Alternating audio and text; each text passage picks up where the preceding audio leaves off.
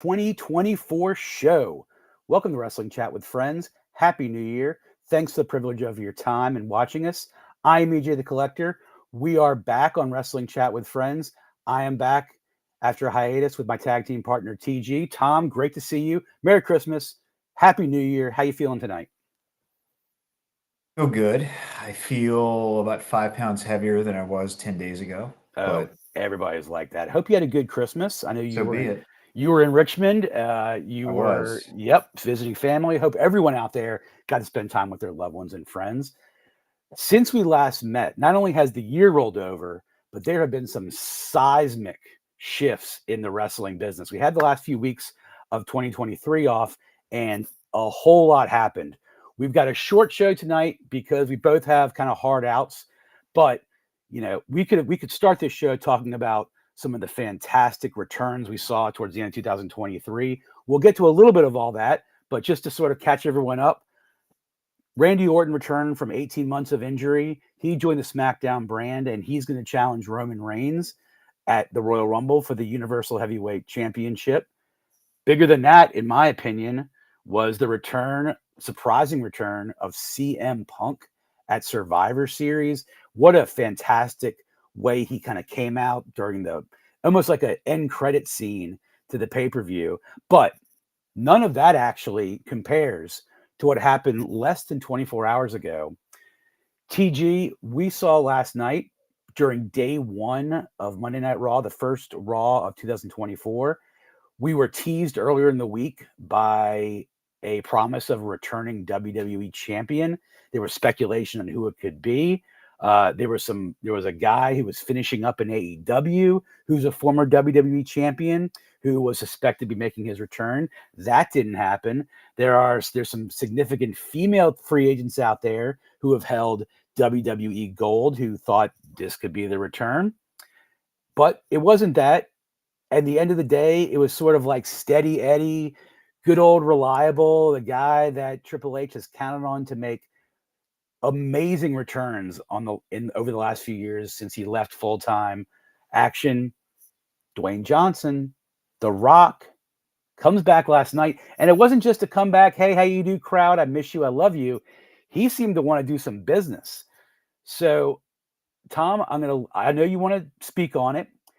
I'll say I'm not going to speak for you, but I'm going to say I had kind of written this off after the strike, after the wheels started turning for Royal Rumble and the upcoming WrestleMania season. I kind of thought The Rock's returning to maybe go after his cousin, maybe go after somebody else. I thought that ship had sailed. The strike was over. He was back in the movies. He was on ESPN on Monday before the National Championship semifinals game, talking about the merger of the XFL, of which he's, I guess, an owner of, and the USL, whatever it is. He was on TV a lot Monday, and he was only in Pasadena at the side of the Rose Bowl, which is not that far from San Diego. So the rumor mill started churning kind of early yesterday as to whether, could he be coming back? And sure enough, he interrupted another returning champion, Jinder Mahal, which was a great tease, by the way. So, Tom, what do you think of The Rock returning? How do you see it affecting the landscape of the next 6 months? And what are your general thoughts on The Rock back home in WWE? I thought the segment was way too long. I think that Jinder's part was too long, and then the Rock's part was far too long.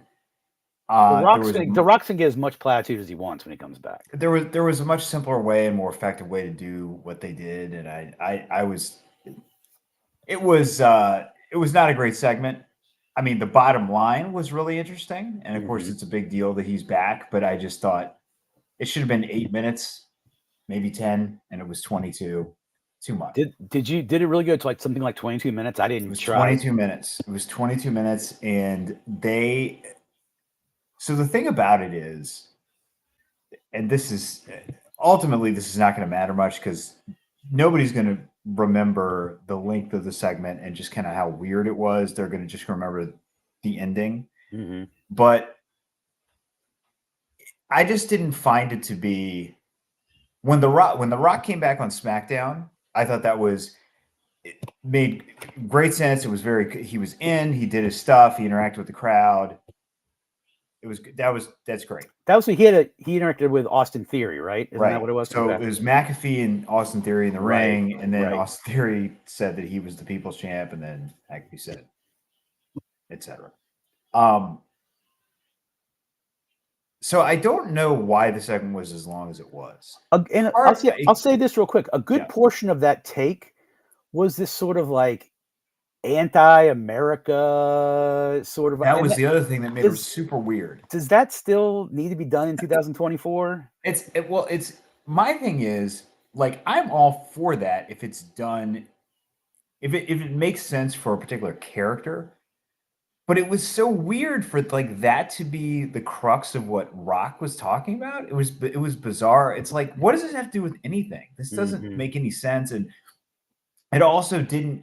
So, and we'll get to this in a second. But if the next logical step is that he is going to finally have a match with Roman Reigns, that whole like 15 to 18 minutes of all that stuff with gender and the national anthem, and then The Rock and all that, like none of that substantively has any sort of connection to that. Zero. And that's the weird part. It was like, I was like, this is like a Hulk Hogan promo from like 1991. I didn't understand where it came from. And I say this is, look, I am as jingoistic as they come. I love that stuff when it's done right. Last night it was just weird and out of place. And again, just to reiterate, too long. But to get to the more kind of pressing question that I think is obviously far more interesting. So my first thought is,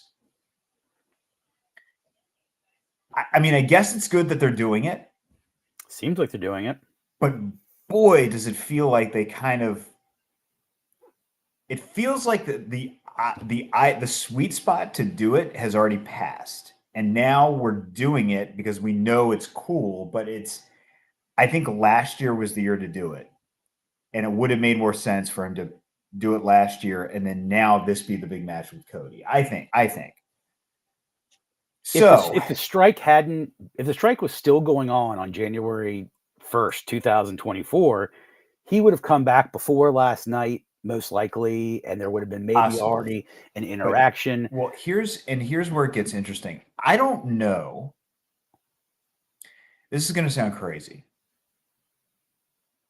I am not 100% sure that this match, if it takes place, is going to take place at WrestleMania.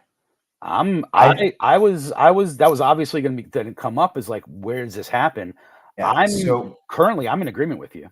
So I think that I know that some stuff that came out this week possibly was leaked on purpose, had to do with Elimination Chamber is going to be in Australia. Yeah. And Elimination Chamber, when the tourism board down there was kind of making their pitch or negotiating or making their bid or whatever, one of the things that came out, I can't remember if it was a Freedom of Information Act thing or something else, but there were some emails between the organizers and WWE personnel, and they were saying, like, when we, as part of this process, so just to take a step back, so the big thing that WWE has started to do, which from a business standpoint is very smart, is that they have engaged these tourism boards, especially ones that are not domestic, with the idea being twofold. Number one, these people are going to pay us a bunch of money to run our show there, and we're going to expand our global fan base. So it's a huge win-win for WWE when they can do this,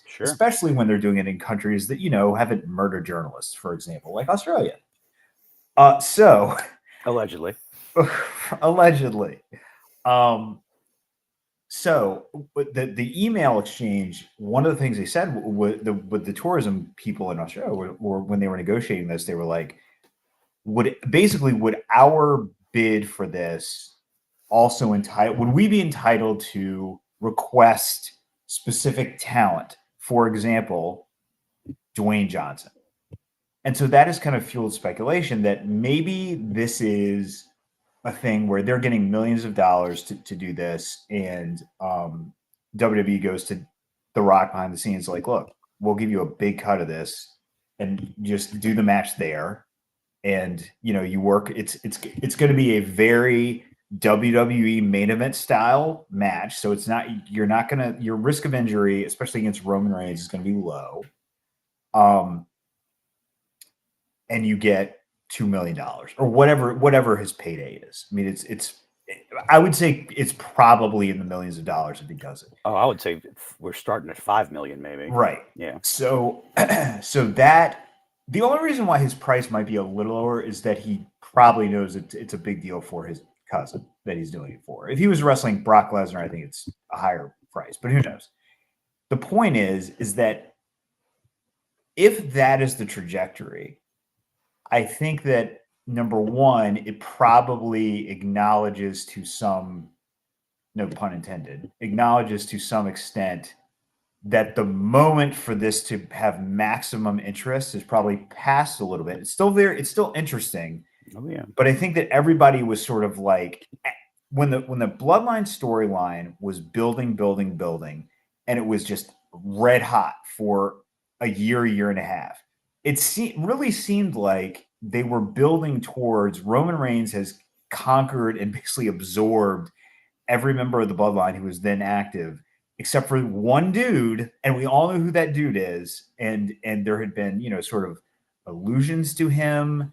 And then, as we talked about on this show, that really kind of cooled off. Like, they didn't talk, like, even when he came back to SmackDown, there was no interaction between him and members of the Bloodline, and they didn't even reference him. Like, Paul Heyman didn't reference, like, there was no reference to him. Whereas in the past, a year before, there had been sort of some references and passing things that kind of made you think. So anyway, if that is the trajectory, then we go Roman. I mean, I hate to say it's obvious, but Roman retains against The Rock at Elimination Chamber. It still keeps the Cody match potentially in line for WrestleMania. And then maybe at that point, Cody wins and ends the 3.5-year reign and finishes his story and all that stuff. Okay.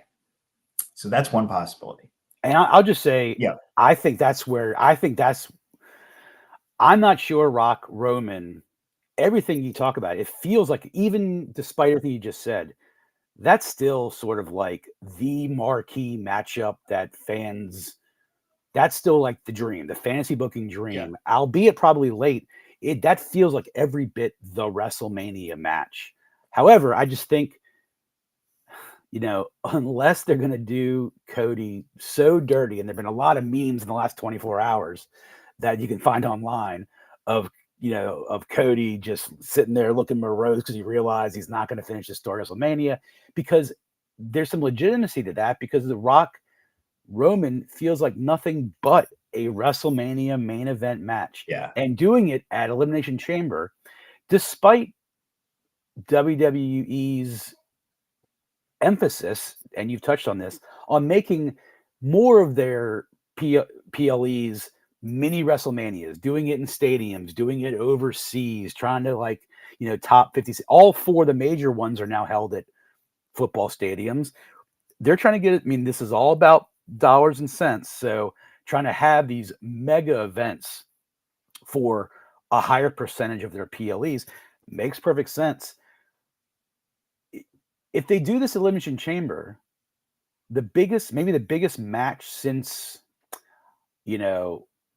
Hogan Rock was a long time ago. They've had, I guess, Brock and Cena. They've had all the Cena Romans. There still might not be anything as big in the last decade as Roman versus Rock. Certainly in the last 8 years, as Roman's been the face of the company. If this happens at Elimination Chamber, I know this is a worldwide entertainment company, but this is going off at 1:30 in the morning East Coast time. Okay. So I'm glad you brought this up. So this is my big sticking point for this. Is I totally get the strategy. I totally get the business plan. It's all that. No question about that. No qualms. But if you were to say to a WWE fan, the median WWE fan, what is the biggest possible match that they could do? This is it. This is the match. And I think if I am working in WWE or I am in charge of making these decisions, I say it stinks for Cody. It does. No two ways about it. but this has got to close WrestleMania. How can it not? The only hesitation at all that I would have would be, guys, we should have been talking about this 2 months ago. Like we should have start right after Survivor Series. We should have been kind of leading up to this. And I think, in hindsight, somebody who's sort of retconning this a little bit or is sort of a WWE apologist and into a revisionist history, that person could say, oh, well, they did lay the groundwork, because that was when Rock did his interview on ESPN where he was taught on game day, when he was like, yeah, it was locked in last year. And that, that was the beginning of this. That was what they were trying to do. Yeah, that's different than it being teased on Raw and SmackDown. Right. It's not the same.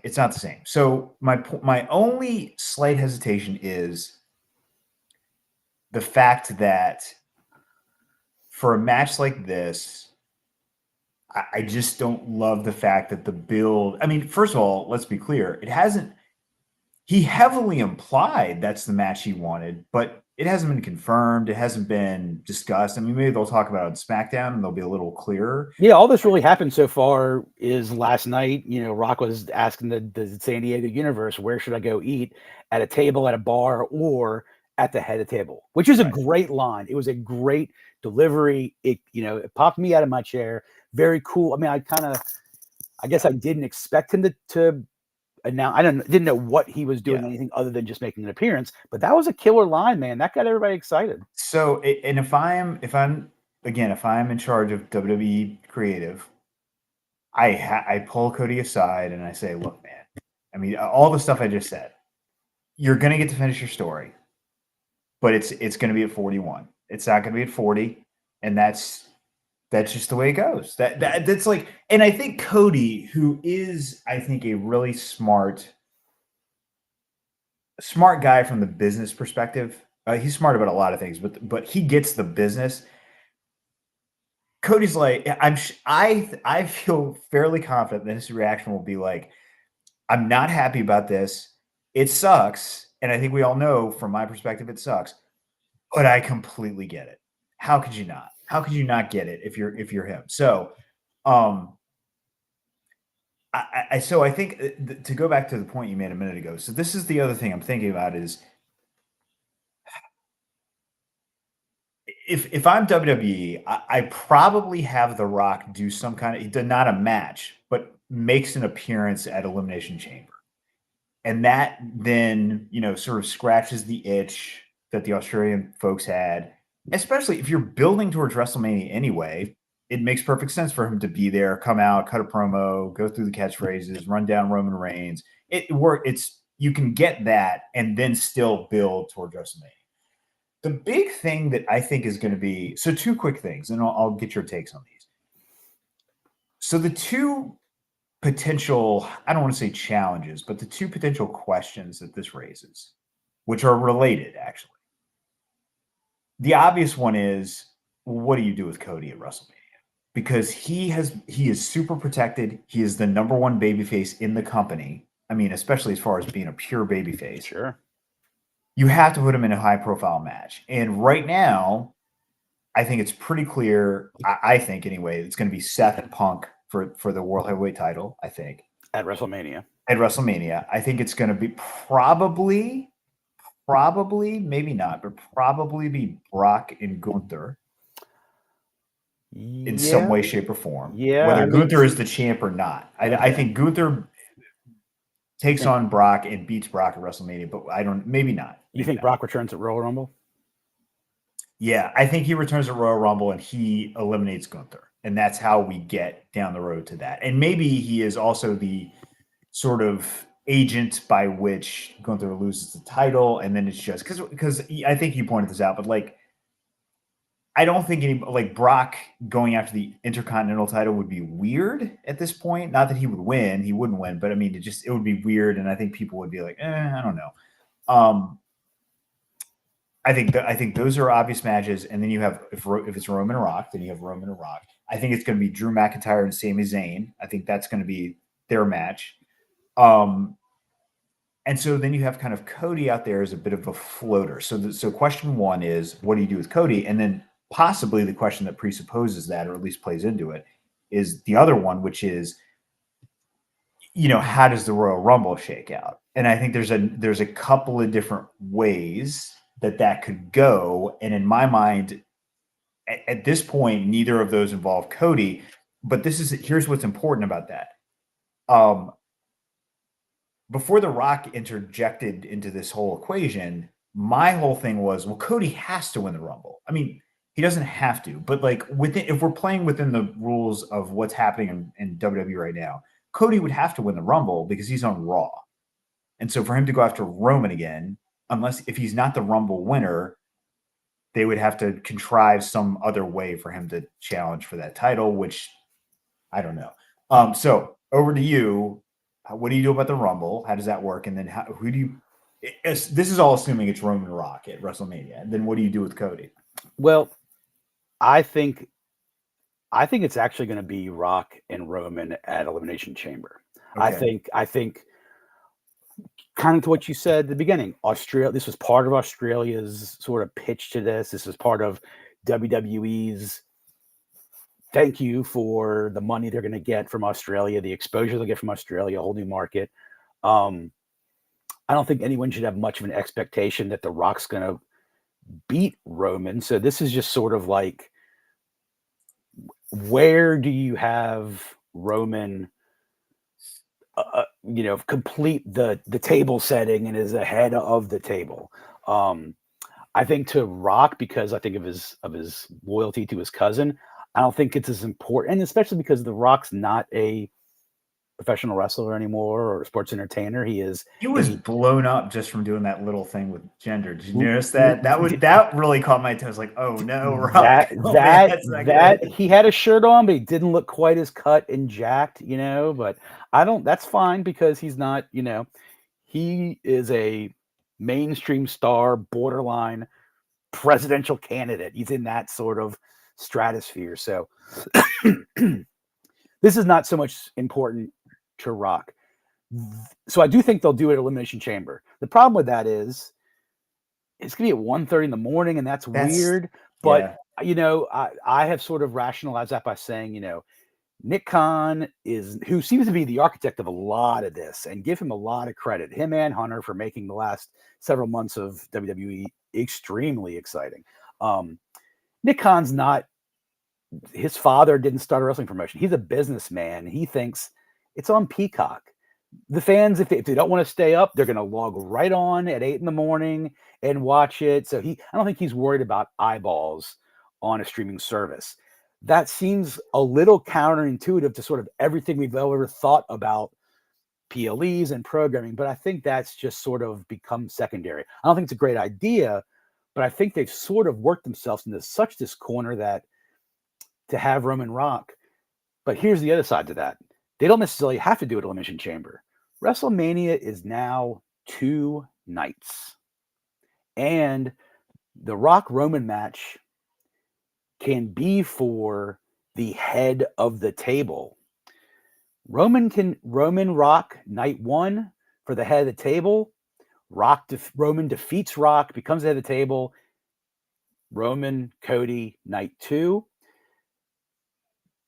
Punk, the backlash of that is Punk gets screwed again and doesn't get to headline a WrestleMania.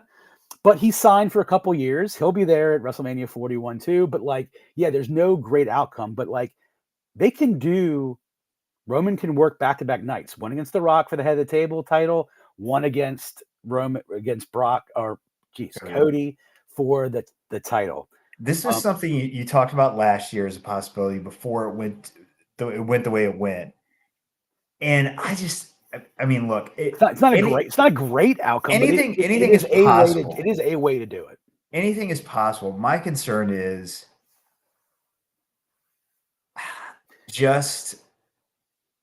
I think the virtue of having 2 nights of WrestleMania is that you get to showcase different people in those main event slots that you would not normally get. And I think if you occupy those 4 main event slots with The Rock, Roman Reigns again, and then Cody, I just feel it's not great. It's going to be tough for a lot of.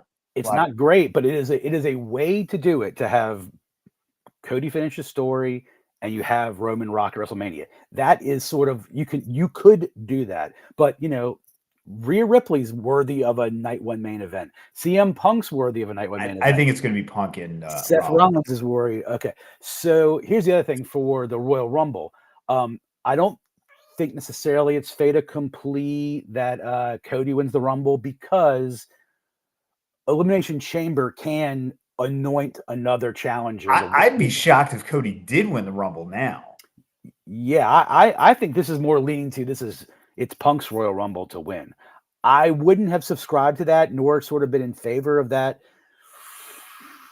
when he maybe first came out, because I think I think the Punk Rollins story sort of works itself because of their sort of beef, that you don't need to have Punk become the challenger by way of winning, because he still wanted Cody to win it, because to your point, Cody is on Raw. Elimination Chamber can be a mix of SmackDown and Raw Super. There are ways to do all this, so I just think I wonder if it's been figured out yet. It probably has. But man, this is sort of like either Cody's going to get screwed, Punk's going to get screwed. Like who do you want to screw less? Yeah. And the first thing I thought of, well, I'll tell you two quick things. I had not followed all the stuff with like Triple H's tweet and all that stuff, but they talked about it like at the beginning of the show, I think. And admittedly, like I will just tell you, I knew nothing about Raw because I watched the semifinal games back to back, and then after that was when I started to watch Raw. So anyway, the first time I was like, oh, I bet The Rock's going to be on tonight had nothing to do with any of that. It had when Nia Jax beat Becky Lynch clean. I was like, oh, I think I know who's going to be on the show later. You took it from there, huh? I mean, just based on the fact that like it seemed. Look, I mean, we don't have to get into all that, but I just think making that choice.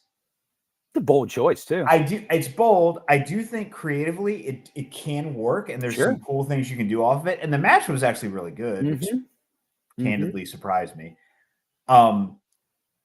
But that's not what I would have guessed the outcome of that match was going to be based on the build up to it and like showing all the clips from when Nia hurt Becky for real, all that. Anyway, but when that happened, I was like, oh man, I had thought, I think like we did, that when they brought Nia back, it was sort of to set her up to be like this monster heel who eventually gets taken down by either a debuting Jade Cargill or somebody like Becky or some other top. I mean, maybe I don't know whoever else the other top face would be on. Bianca. Yeah, but it's a different show. So I was but it can't be Rhea because she's a heel. Although anyway, the point is, I was very surprised by that. And when it happened, I was like, well, there is one reason why they would choose to go that way. And sure enough. But anyway, what I was going to say was the first thought that I had when not when he first came out, but when he said the thing about the head of the table was I would love to see like a live reaction from like a split screen like we are of like CM Punk and Cody Rhodes when they found out that this was happening. They must have just been like, are you kidding me? Like after all the stuff, like both of them thinking like after all the stuff that we went through, like now this perfect. What? How perfect? I think so. I still can't get past, and maybe this is just me thinking in like it's still 2005. But I still can't get past the start time for having a pay-per-view. The fact that I call it a pay-per-view and not a PLE, there's a good 2005 example. But I just can't get past the idea of the biggest match on paper that you've had in a decade, really, and showing it at what will probably be 4:30 a.m. or 4 o'clock a.m. Local Eastern time, and even worse on the West Coast. So there's one school of thought of like, hey, people have been clamoring for more international PLEs this whole time. Well, that's what happens with time zones. If you have international PLEs, it's going to affect U.S. start times, and that's But in fairness, it was particularly bad with Australia. is Oh, for particularly sure. bad there. If it's the UK, because like SummerSlam was in the UK in '92 or whatever. I mean, there's if you have a show in Europe and you start that show, later than usual local time, It's like just it can work. It can be an middle of afternoon the pay per day. view. Absolutely. Yeah, It's been happening for a couple years. Yeah. that would not be. Put it this way: if Elimination Chamber were in London, I would not be saying right now, oh, there's no way they'll do Rock and Roman there because it's going to be at a weird time. No, that's It would be totally fine. It would be totally fine. It would be after maybe 6 p.m. our time or people something are like used that. to watching sports in Right. the afternoon. Right. Right. Right. Right. It'd just be like like a college football game at night or Absolutely. whatever. This is tough. I mean, this is like not even a time when people are awake. It That's honestly makes more sense to have it in Guam where it's like 21 hours and it's at a more reasonable time just the previous day, you know what I'm yeah. saying? Maybe they could Like actually do it in American Christmas Samoa. a Christmas Island or whatever that is Why not just have it on American Samoa? the second battle of Midway. I mean, you could Yeah. have it out there. Absolutely. We could market this. So I mean, look again. I'm you are probably correct, and I am probably incorrect. I'm thinking of this in terms that, from a 2024 business perspective, they are probably looking at this and saying it doesn't really matter. People are going to time shift anyway. What we care about We're is giving them something that they're going to get up, set their alarms for, right. stay up for. And for those who aren't, it's the first thing they're going to do when they wake up. Right. And not only that, but I think the other big consideration is if this did all really kind of come together relatively suddenly, or let's say not relatively suddenly, because obviously this is something we've been talking about for years, but if this all came together um, in a context where there was a lot of uncertainty. I mean, we talked about this last year, but I think during the strike, there were sort of scenarios that were discussed, both involving Cena and The Rock, where it's like, look, we don't know how long this strike is going to go, but if it goes to this date, then we know we can do this. If it goes to this date, we can do this other thing. Cena was very upfront about it. Said as soon as the strike's over, I'm out of here. Right. So I think that with that in mind, there were probably numerous contingencies that were discussed, during the latter half of last year, including contingencies that involved The Rock and Roman potentially at WrestleMania. I think probably what happened, especially after the strike got resolved, was the operating assumption was that match cannot happen at this point. So they planned out and committed to internally, this is what we want to do with Cody, with Roman, and the rest of what's going to happen between now and then. So you start to map out like what's Jey Uso going to do when Jey goes to Raw, and then you have like Jimmy's character gets tweaked in kind of an interesting way, and Solo has this thing with John Cena, and et cetera, et cetera. So there's all these different moving pieces that get aligned with the idea or under the assumption that your WrestleMania main event is probably going to be Roman Cody 2. Okay. So I think that the strongest argument for doing this match at Elimination Chamber is, again, internally, the conversation may be we can have our cake and eat it too. We can have this marquee, huge box office attraction match while building our international business. Time isn't ideal, but we can do that. And guess what? It's not going to mess up our WrestleMania plan. Yep. We can have Cody, potentially. This is again, that's the scenario where they do Cody Roman 2. We can have Cody win the Rumble or some kind of match at Elimination Chamber, take on Roman Reigns in the main event. We can still have, maybe Punk wins the Rumble, takes on Seth, night one main event, whatever. All of the stuff that we've been talking about for the last 3 to 6 months will still be in play. And we get to have this sort of one-off amazing match where Roman defeats The Rock and is definitively the head of the table. I think that's the argument. My counter argument to that, as I said a minute ago, would be how can you do that match and it's not at WrestleMania? I mean, and they very well might, but Yeah. I'm just like, man, that a year is not, and this would be my thing with Cody. I would say a year seems like a long time sitting here right now. I promise you, it's not a long time. And this will make your win even bigger. If we do this now, 12 months from now, you will be the biggest star in the entire industry, bar none. Two things, sort of on topic, sort of off topic. Who comes out like the loser from this? Not just The Rock and Roman, but especially the way last night ended. Like, it would not have day one Raw. You're gonna do a big show. You had a big show, obviously, because you had The Rock come out. You had this Seth and Roman. I guess it was a blow off. There's the sort of Seth and Drew to have this blow off last night, and they teased it, but it didn't happen. Damian Priest I don't see a path now for him cashing this in unless, and I'll make this argument. So I'll ask the question, do you need Punk and Seth to have a title on the line for this because of the beef? And if you do, then I'd say this Priest is really, even though he's a tag team champion, he's arguably the second biggest part of the biggest faction that sort of took over after the Bloodline the last year. He's been carrying this Money in the Bank, and he's had a couple of like close calls with it. Rhea tried to cash on his behalf, I guess at Survivor Series, whenever it was. He came out last night. Drew immediately socked him.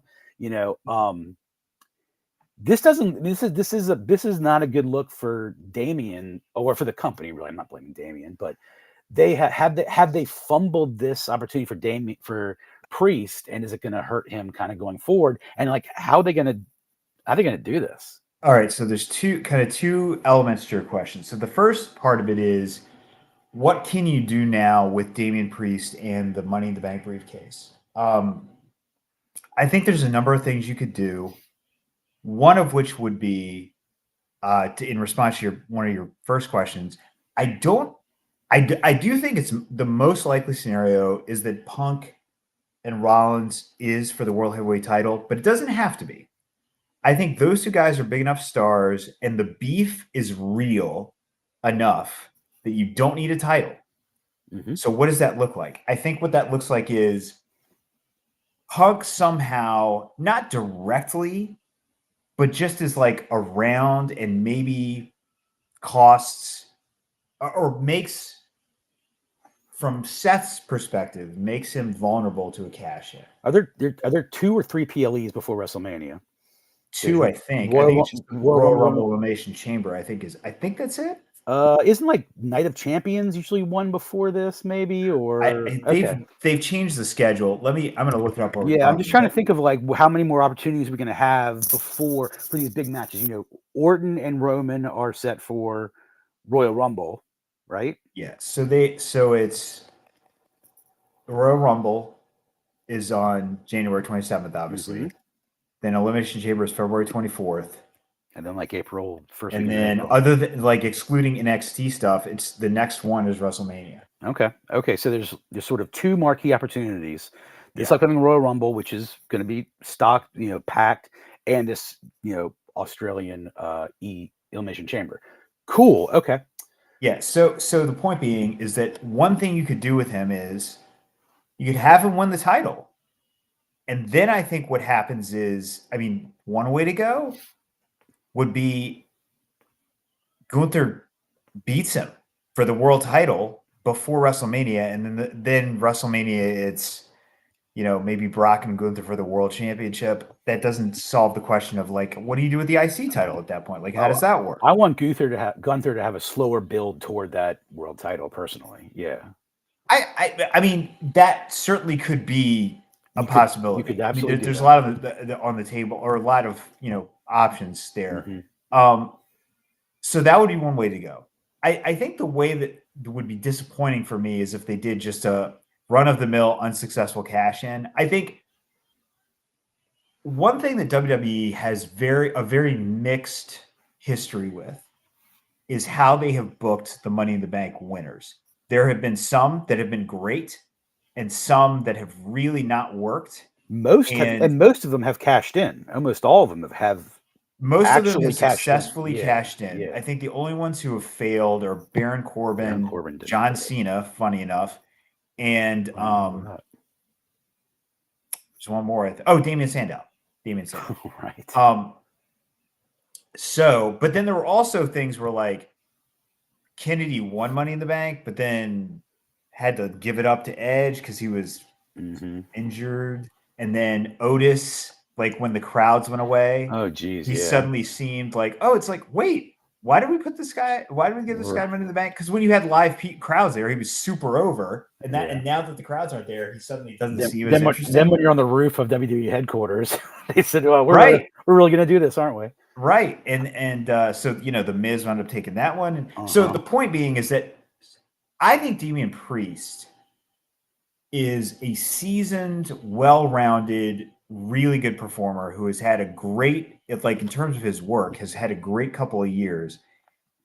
I think he deserves a successful cash in, or at least something really interesting to happen off of it. And I'll tell you, if they had done something like when he and Finn were kind of at odds and like he had failed in his cash in, but because of like all that stuff that was happening with Finn, that would have been fine. I think that would have been okay because that was really sort of a compelling storyline. The problem was I think they went to a premature end with that, and now to kind of revive that because we're close to WrestleMania, I don't know. It would take some work to kind of microwave that back into existence. And I'm working under the assumption that Priest and Finn will have a tag team match at WrestleMania and probably lose their belts to somebody, but I don't know. Maybe. They seem really high on the Creed brothers.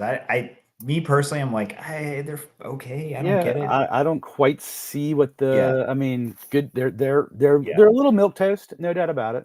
The one thing that I think is the one negative that I'll say about Triple H's booking is that he seems so determined sometimes to make people who were like successful at NXT. He's like, I come hell or high water, these people are gonna be main roster stars, and like sometimes it just doesn't work. Sometimes, and like I'm saying that as somebody who like I agree with some of the people that he's tried to push as like, hey, I think we talked about Karrion Kross forever. It's like Karrion Kross, it seems like he should be successful, but it just doesn't connect. It doesn't work for whatever reason. Who knows whose fault it is, whatever. The point is, Triple H is so dead set sometimes on making like DIY a thing. Yeah, and the crowd just doesn't care. If it's not going to work for Gargano and Ciampa, I don't see it working I don't see Shawn Michaels in either of the Creed brothers right now, at least. Right. So that's one. But that's a side note. To get back to the point here of talking about like how we get through Damian Priest with the briefcase and like what does all that look like? I don't think that has to be for the title if it's Rollins and Punk.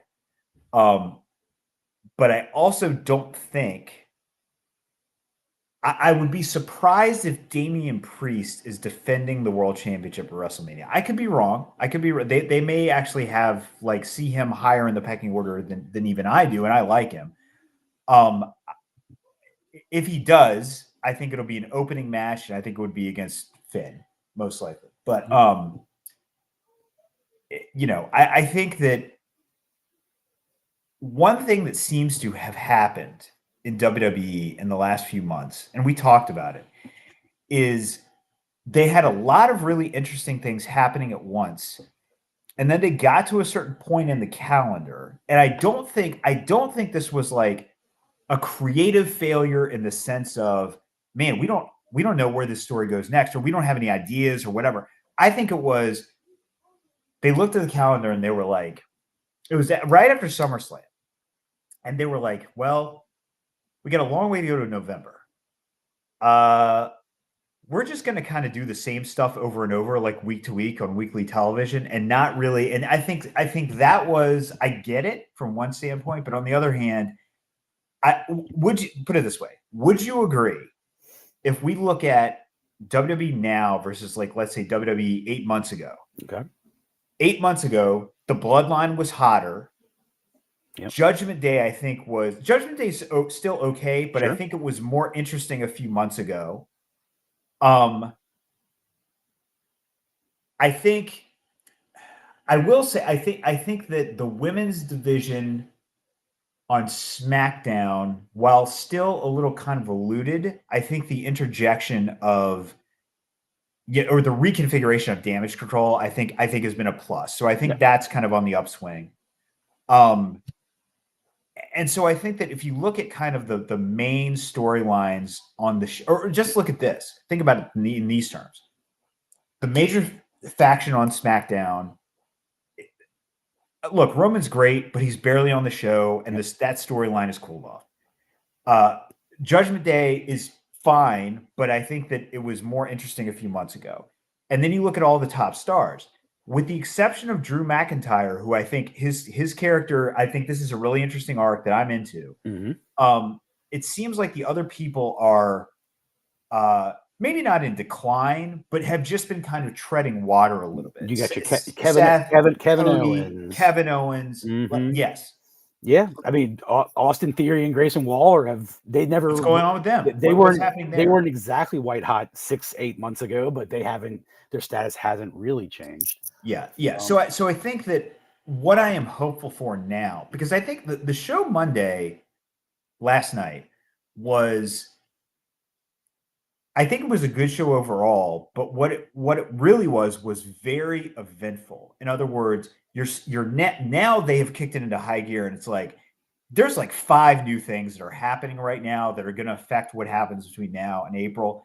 And so I think that sort of the post SummerSlam lull with a brief sort of resurgence around Survivor Series, as there always is. I think now it's just going to be like this from now to April. And, how The Rock factors into that, that's another question. But one last thing I wanted to say was all of the guys that we're kind of talking about from a few months ago as potentially being on the fringes of like the main event scene. I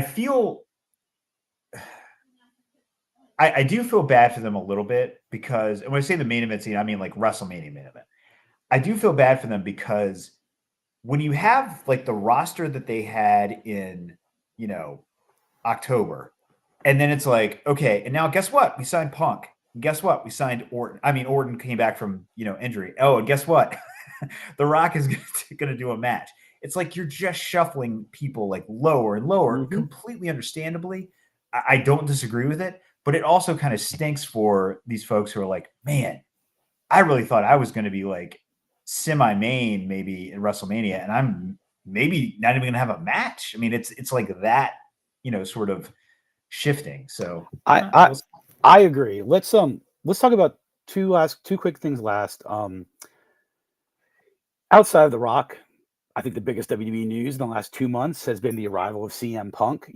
After a few months away from AEW, he got a big welcome back chant.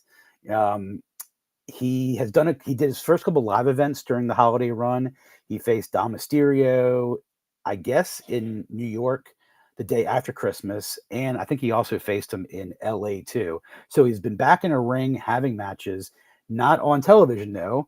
But he's been back about 2 months. I don't think I'd be telling tales out of school that you are not the biggest CM Punk fan there is on the planet. I respect his abilities. I just have always had concerns about him as a head case. Valid concerns. Just like it. So let me just ask you, how do you feel he's been behaving? I mean, has he behaved better than you expected? Is he still behaving the way you thought, but the time's about to run out? Like, what do you think? How have you graded Punk's? I think the grade right now would be incomplete. I mean, he certainly doesn't have anything I don't have anything negative to say. But I think he's been on TV. I don't count NXT as TV. Right. He's been on TV twice, I think, live. Comes back next week. Mm-hmm. Yeah, comes back next week. I think the real I think where we go from here is going to be the interesting test. I don't expect, certainly between now and WrestleMania, I don't expect like reports of bad behavior or anything. Mm-hmm. I think he is going to be in a program that he's super into, that he knows is going to be talked about, that he knows is with an opponent who's going to be really good. And so there would be nothing for him to possibly complain about. I think also, again, depending on how things work out with The Rock, I do think he's going to be in a main event. I think he'll probably be the night one main event. And whether or not, he considers that being the real main event or not, Right. we'll see. Mm-hmm. Maybe he won't love that, but we'll see. I think a couple things. I said this before, but in a weird way, the ultimate like FU to AEW would be for him to be a model employee. Because then it looks like all the people like me who were saying like Punk is he just cannot get with the program, he just cannot behave himself, blah blah blah. Now it's like, well, he's on his best behavior all of a sudden, and there's no issues in WWE. So, man, maybe AEW was the problem after all. Maybe it was the EVPs are just like bad at this stuff. The amateurish. Instagram stories that Punk has put out and others have put out shows him backstage hugging people, glad handing. Haven't heard a whole lot about like he's been giving. I mean, he was down at NXT giving out advice, but I think Punk sees himself in a different role than he was maybe. He forced himself or was forced into an AEW as this sort of quasi, mentor when that's really Bryan Danielson's role. It seems in AEW. I'm looking forward to how Punk and Rollins start communicating more probably weekly as we lead up to WrestleMania. I'm super excited about that. I'm glad that there hasn't been any drama with CM Punk because that would really, it would kill all my arguments that it wasn't Punk's problem. But I'm happy to hear that. Here's one thing I want to say, and it kind of relates to AEW. Say they do Rock and Roman, and they tell Cody, look, it's gonna be even bigger next year. They do Cody kind of dirty. Punk gets a little upstaged by not having sort of the premiere, whatever it is. Would that be a signal to some AEW free agents who would say, yeah, you can go to WWE, but don't expect to be, treated the way. I mean, Jade hasn't been used since she's come over there. I don't think that's WWE's fault. Right. I think that's a separate issue. That'd be more separate issue, but like she hasn't even been, she could be on TV and not wrestle. She can be out there stirring stuff up, but, that they haven't done that. So do you think like someone like Ricky Starks or, Andrade looks like he's on his way back. But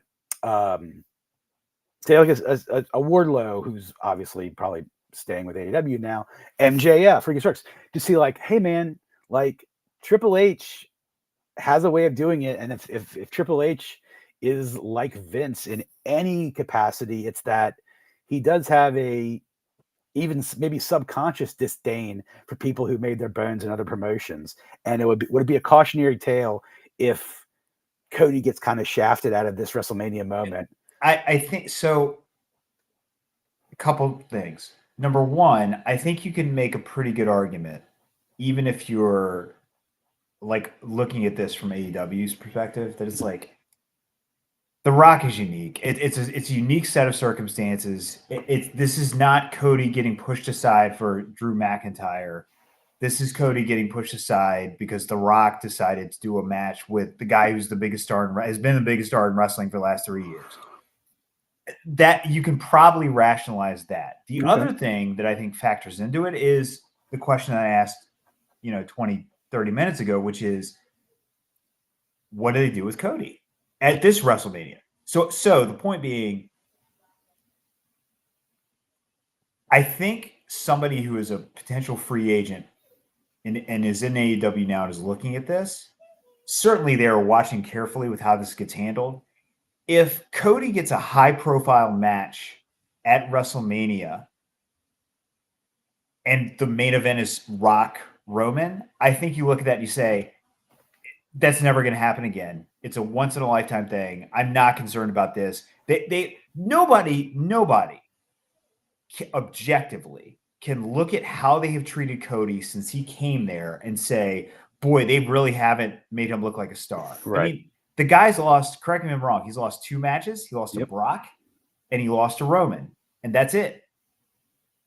So I think you still, if you're an AEW person and you're watching Cody, I still think you feel like I'd be in good hands to go there. I think the bigger question is going to come when they get somebody like an Andrade who, like Cody, they had him before, and he never really. I mean, I always thought they didn't use him as much as they should have. Great in But then NXT. AEW didn't Great in either. NXT.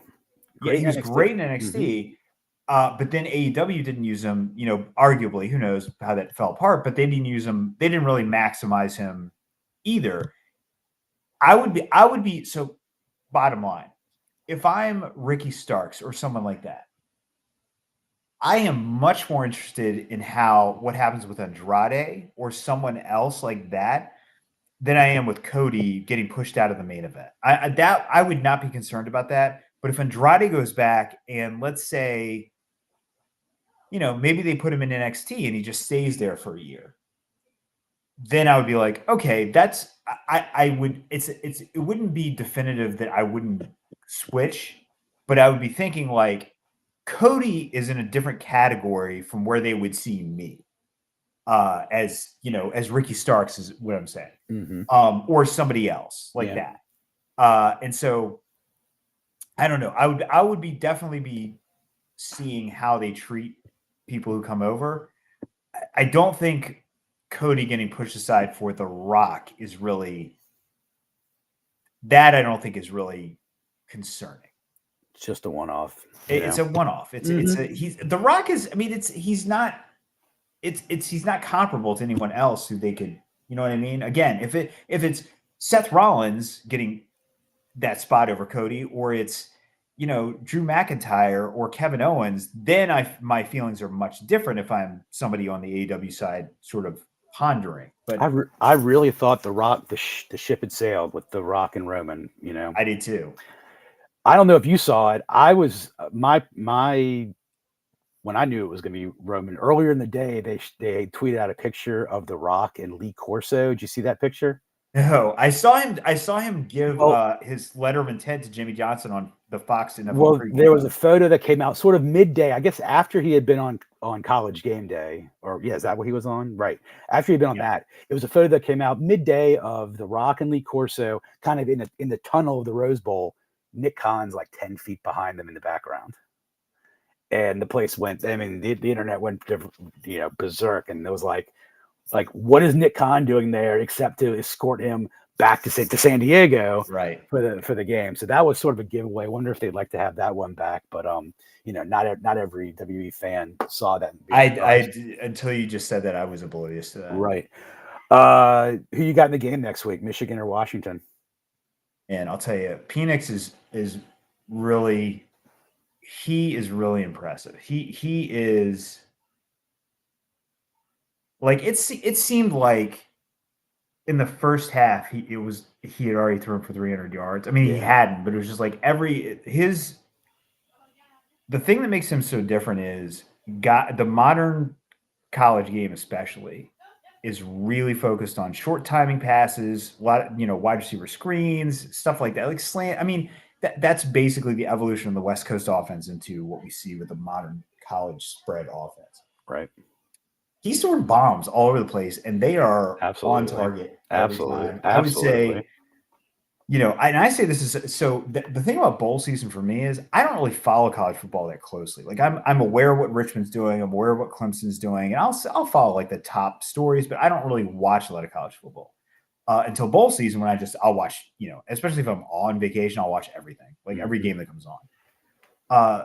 He was really impressive. But man, they somehow almost lost that game. Yeah. And I just feel like Michigan's defense is so good that I think it's Michigan, but I think it's going to be close, just like the semifinals were. I have two parents who are Michigan alums. So I didn't know that. We have been my dad went to law school, mom went to graduate school at Michigan. So we are a huge Michigan family. Very excited yesterday, pulling for Michigan next Monday. Man, we got I'm excited for the Royal Rumble. We got Elimination Chamber. 25 days away. How crazy is that? I hope our schedules along with our producer Cheats, allow us to be somewhat regular over the next couple of weeks to get in and talk about this, and we'll make some predictions. Thursdays, we're going to try to get some AEW talk because a lot's been going on in AEW also. I mean, there's been some comings and goings and a lot of exciting stuff. So wrestling going into 2024, I think you kind of gave this graph earlier in the show.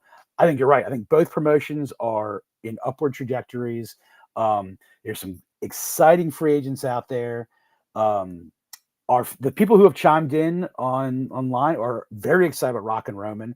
I mean, I know who they are, so it's not surprising that they're all about Rock and Roman. And like, it'll be fun to watch. Like, would you get up at 1 a.m. and watch Elimination Chamber? No, I am beyond the point in my life where I'm going to do that for wrestling, especially since, like you said, it's like, as long as I don't check my phone or look on Twitter or whatever, I can just turn on Peacock when I get up the next day and just watch it as if it's live. So, and maybe that what I just said completely refutes the argument that I made earlier, because that's probably how most people in the United States are going to ingest this content. Yeah, you're probably right. Our producer over at Black Baseball Mixtape Podcast loves the idea of Rock and Roman, so we're all excited about that. I think there was a comment, best thing ever. I have a feeling that's my friend Kelly who was chiming in too. She's a big rock fan. Anyway, we'll talk about it in the next few weeks. It's good to be back, TG. You're looking well. The holidays definitely treated you right. So hopefully we'll be back maybe next Tuesday if we can work out some time to talk about Royal Rumble, Elimination Chamber, Punk's best behavior, Cody getting done dirty. Will The Rock even make another appearance before Elimination Chamber? Who knows? Like, doesn't he have Jumanji 3 to film somewhere? So, like, we'll see. Well, the UFL, I mean, that's the other thing we didn't really even talk about is last year, one season, one of the things about him not being involved was like he's really active in the launch of the XFL, which of course Spring Football League. I mean, he was going to all the different cities, making appearances like at the games legitimately. Like, he was super involved. Oh, it's a full $7 promotion with Danny Garcia, his ex-wife. Yeah. Right. Yeah. Right. So the one argument, and I haven't read anything on this, but it just, something I thought about was for people who don't know, you had these two spring football leagues, the XFL, which was the revived version of the thing that Vince McMahon created, and then Vince McMahon brought it back, and then the pandemic hit and went out of business, and then it came back, a second time. The XFL was not affiliated with the NFL. The USFL was affiliated with the NFL. So my thinking is, if they are merging, which makes total sense because it's like, why would we compete against each other? That's stupid. If they are merging, the entity that was controlled by the NFL is probably going to assume a lot of those sorts of responsibilities that The Rock probably had. Now, of course, they still want him to, appear on TV, appear on Fox, all that stuff, which he's doing. But it is very possible that his sort of time commitment overall, day to day, with that has been greatly alleviated by the fact that they have merged with an entity that is run by the NFL. So, I mean, that again could be something that could free him up a bit.